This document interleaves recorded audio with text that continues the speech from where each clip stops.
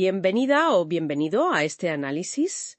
Hoy nos centramos en el informe preliminar del accidente del Boeing 787 de Air India ocurrido en Ahmedabad el 12 de junio de 2025. Sí, vamos a comentar los datos del informe oficial de la AEIB de India. Exacto.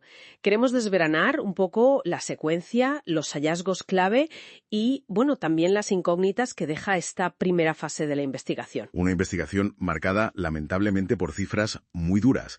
241 fallecidos entre pasajeros, tripulación y personas en tierra. Y un único pasajero superviviente, además de 67 heridos graves en tierra.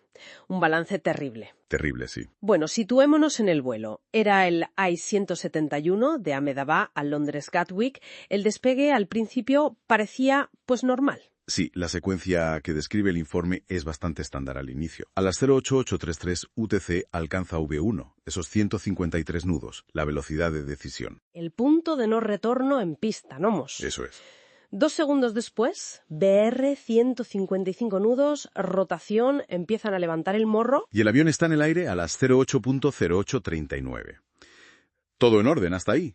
Pero apenas 3 segundos más tarde, entre las 08.0842 y 43... pasa algo. Inexplicable. Sí, con una velocidad ya de 180 nudos, los interruptores de corte de combustible, y fíjate, de ambos motores... De los dos, pasan de repente a la posición cut-off, corte, con solo 1 segundo de diferencia entre uno y otro. Y la grabación de voz de cabina, el CBR, registra algo que pone los pelos de punta, ¿verdad? Sí, se oye claramente a un piloto preguntar, ¿por qué lo has cortado?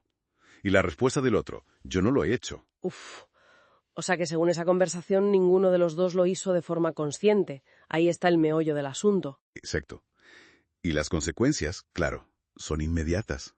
Sin combustible, los motores empiezan a perder potencia casi al instante. Y entonces entra en juego la RAT, ¿no?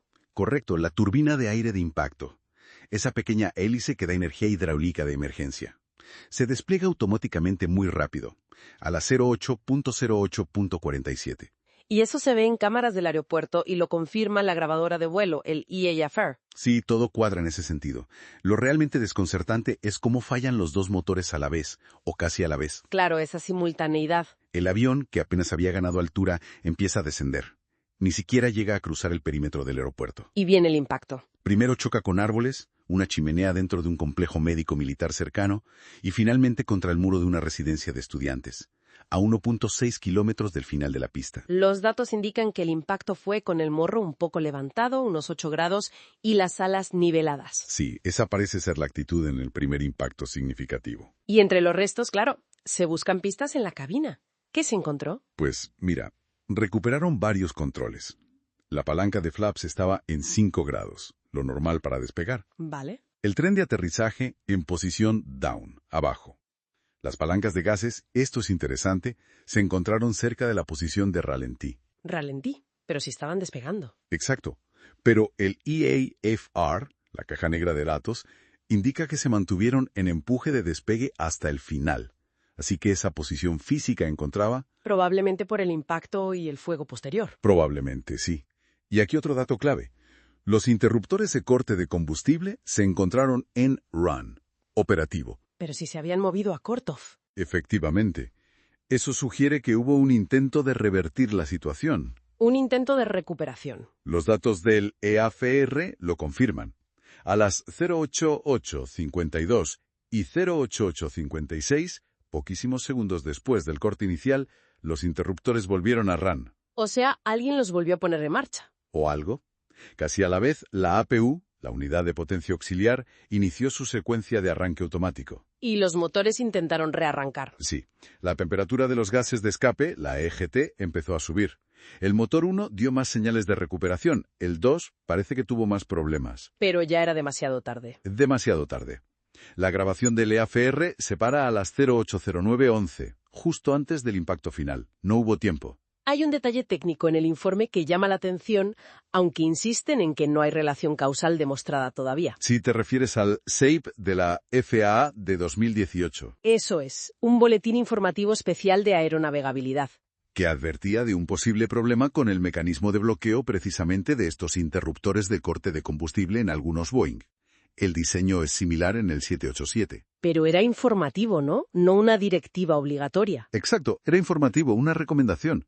Y Air India no había realizado las inspecciones que sugería ese boletín. Aunque tampoco había habido reportes de problemas en este avión concreto desde 2023. No, no lo sabía. Por eso hay que ser muy cautos. Es una pieza más del puzzle, pero no necesariamente la causa directa. La investigación tendrá que profundizar ahí. La investigación sigue, claro. Liderada por la IAB India, pero con apoyo internacional. La NTSB de Estados Unidos, la AAIB del Reino Unido. Sí, es un esfuerzo conjunto. Han recuperado información muy valiosa del EAFR delantero. El trasero, por desgracia, estaba muy dañado. Y las muestras de combustible, de momento, parecen estar bien. Sí, los análisis preliminares no indican problemas con el combustible. Y el informe recalca, como siempre en estos casos, que el objetivo es la prevención, no buscar culpables. En resumen, un despegue que iba bien, interrumpido de forma brutal y por ahora inexplicable. Un corte simultáneo de combustible segundos después de estar en el aire. Activado por esos interruptores que, según la tripulación en la CBR, ellos no movieron conscientemente. La gran pregunta sigue ahí. ¿Qué o quién movió esos interruptores? Esa es la clave. Hubo un intento de recuperar casi inmediato, pero a tan bajísima altitud era imposible. No había margen. Ahora toca analizar a fondo los componentes recuperados, sobre todo ese módulo de control y los factores humanos, claro. Sin duda. Y esto nos lleva a una reflexión final, ¿no? Que va más allá de este accidente concreto. ¿Te refieres a los boletines informativos? Sí. Ante estos boletines técnicos que son solo informativos o consultivos, ¿cómo se evalúa el riesgo real? ¿Cómo deciden las aerolíneas implementar o no esas acciones sugeridas, que no son obligatorias? Sobre todo cuando podrían estar relacionadas con problemas ocultos, latentes, que solo salen a la luz en el peor momento posible. Exacto. Es una cuestión compleja sobre la gestión de la seguridad operacional.